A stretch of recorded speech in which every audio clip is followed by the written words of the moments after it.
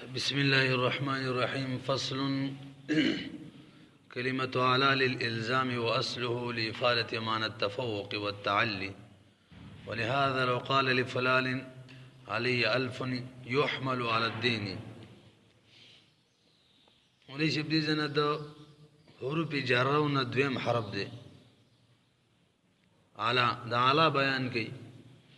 على درې معنی د بار راځي. یوه حقیقی معنی د الزام معنی د الزام، او دو معنی مجازی دي. یو د باب معنی باندې راځي عوض، په عوض معنی داخلي لکه با څنګه په سمنو داخلي ده لکنه دغه شان به اعلام چې کوم دی د اعلی دا به هم په عوض او په سمنو داخلي. او دریم نمبر کله اعلی په معنی د شرط راځي. د اعلی ټول څو معنی شولې درې. اعلی یو خپل حقیقی معنی د الزام معنی ده، او دو معنی مجازی دي. باب معنی عوض معنی داخليږي او کله د شرط معنی د پر راځي. الزام څه ته ویل کیږي؟ حقیقی معنی اولنې الزام ویل کیږي لاثبات لزوم ما قبلها، اي لاثبات لزوم ما قبلها على ما بعدها. دا علا بخپل ما قبل ثابتي ما بعد تا. لك علي دين سره وای کنه علی په ما باندې قرض دی، دلته دین ظاهره کې ما بعد دی کنه،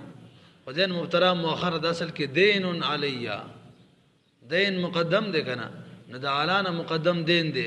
هغه ثابت کو لازم کو ما بعد معنی یا متکلم معنی دین لازم دی په ما باندې. هشه کې علماء نے لیکلي ا لاثبات لزوم ما قبلها، دا دې لپاره چې ما قبل لزوم د ما قبل ثابت کی، لزوم د ما قبل چا علامه بعدها ما بعد مخبل معنی ده. پوه شئ به دې معنی نور آسان سبق دی وته ګوره. خود دومره ده مونږ اصل کې د اعلی کوم معنی دغه تفوق معنی د تعلی او چتواله، ځکه او چتوالی کې یو قسم الزام وی کا بر شی لازم ميلان دی معنی. او اصله او اصل دا کلم اعلی چې دی لإفادة معنى التفوق، دا څه کوم معنی د فارجی چې فائدہ کی د تفوق او د تعلی تفوقیت او چتوالی معنی فائدہ کی. ولهذا لو قال لفلان علي 1000 یسلی وی پما لفلان ان پلانی علی پما باندې 1000 روپۍ دي.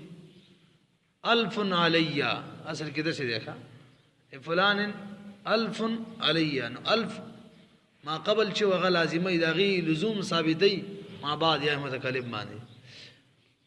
نو دلته بلته بسره په سره قرض مراد وي، ځکه تفوق او تعلی لزوم د بقرض کې راځي. فلان علی چې ویل د بقرض مراد وي، امانت بنی مراد ځکه کې لزوم نه خلم ده کنه، هدیه بنی مراد، نور څه وغیرہ سوال معنی اخیسته هم نه مراد بلکې قرض به مراد وي. ولهذا لو قال لفلان علی 1000 فلانی د پاره په ما باندې 100 روپۍ دي يحمل على الدين، دا په چاړول شي دین ځکه د الزام معنی په دین کیږي خپل هلاک شیم په سړي باندې لازم وي او کې استهلاک صورت هم سړي لازم وي. بخلاف ما لو قال عندي لفلان عندي 1000 کی ویلو، عندي کې الزام معنی نشته، لہذا قرض بنوي اب امانت وي، او معي ما سرا او قبلي یزما په طرف باندې دې کې الزام معنی نشته، قرض بنوي. وعلى هذا قال في السير الكبير. ایسا تفریق انتهی آسان سبق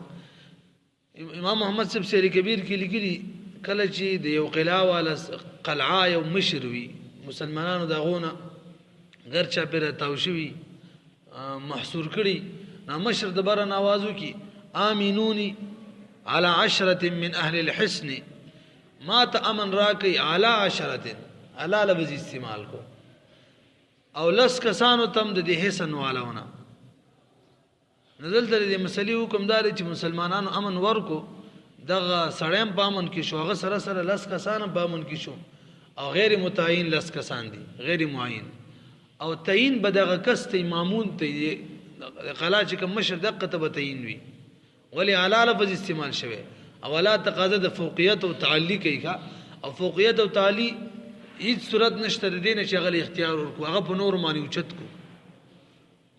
هغه طریقه دار چې په نور اوچتو او د نور اوچتوالی بدا فایده شي چې اختیار به دا غل ورکو پوه نه شولې پی او کدی په زبانی علی اشرف زمانی فعشر ویلې وې ثم عشر وعشر ویلې وې نبی بچ مولي دسی ویل ما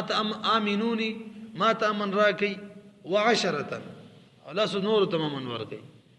فعشرة ثم عشرة ویل دې مسلې حکم دار چې امن او ته ملاو شو د تمامن دی باقی لاسو تم دی خود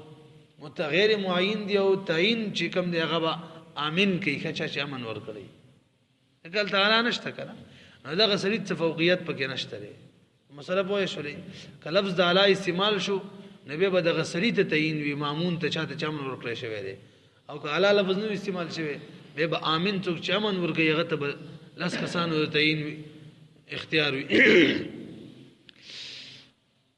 وعلى هذا قال في السير الكبير امام محمد بسير الكبير كريكي رحمه الله عليه اذا قال كلجي وهي راس الحسن مشر رئيس د حسن قيل قلا ولا امنوني ما تامن راكي اعطوني الامانه ما تامن راكي على عشره ور على استعمال کړي د لس او بلس باندې من اهل الحسن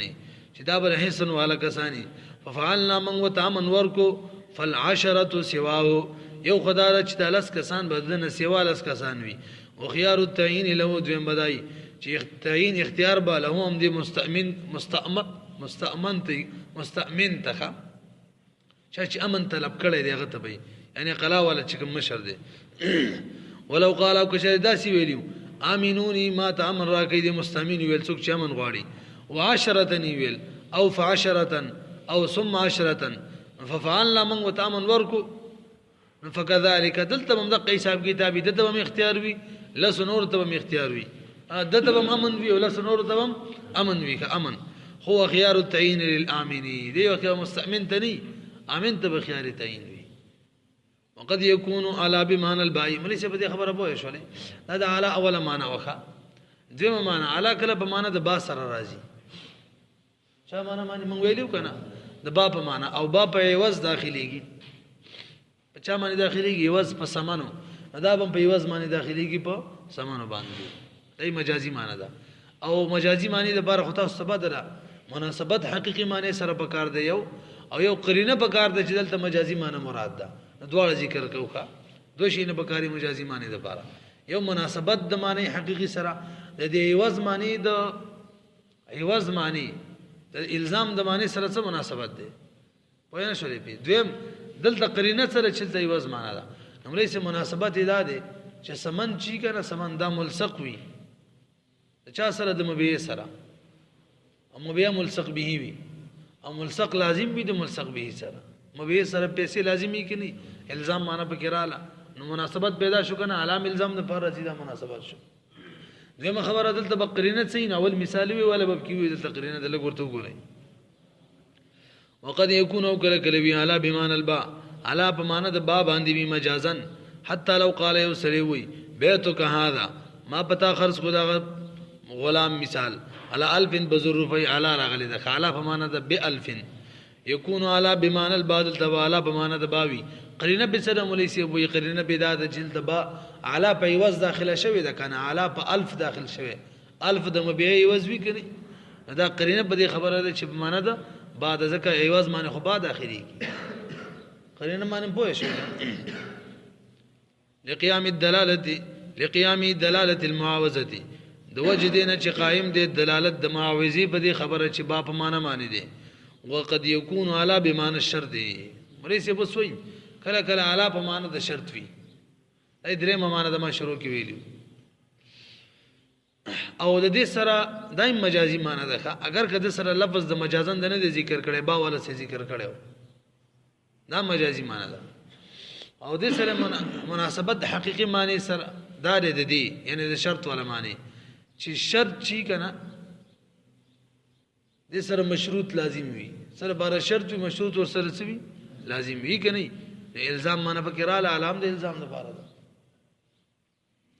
او دې سره لفظ د مجازن نه ذکر کړي مخکې ذکر کړي دي د دې وجه دا چې دا د شرط معنی د حقيقي معنی د نږدې د الزام ته ځکه لزوم د بار شرط راځي نو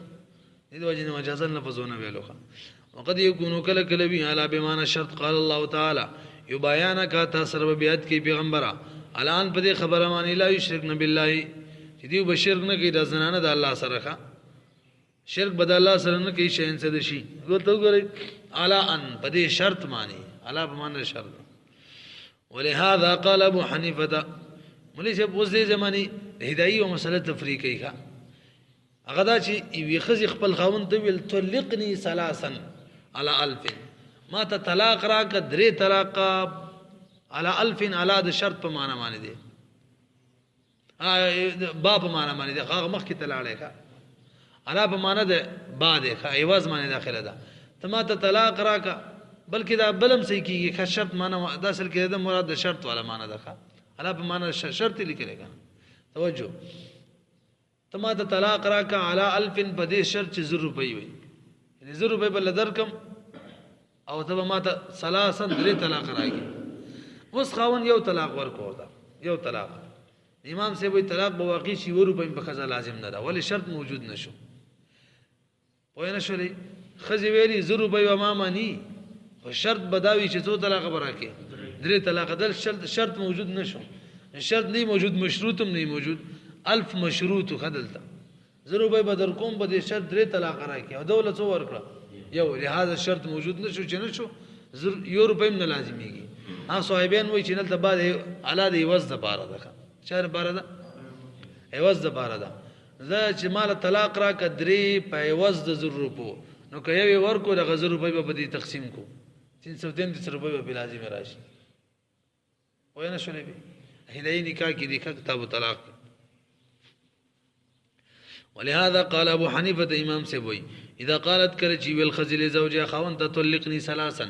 ما تطلاق را قدري على 1000 بزر روپۍ فطلقها طلاق ورتخاون ورکو واحده یو لا يجب المال مال واجبيږي ولی لان الكلمه ذکر کلمه ده على چدا ها هنا دلته تفيد معنى الشرط رچا معنی ورګي د شرط معنی فائدہ کوي فيكون الثلاث دا ثلاث بشرط وی لزوم المال لپاره اغل ته هغه موجود نشول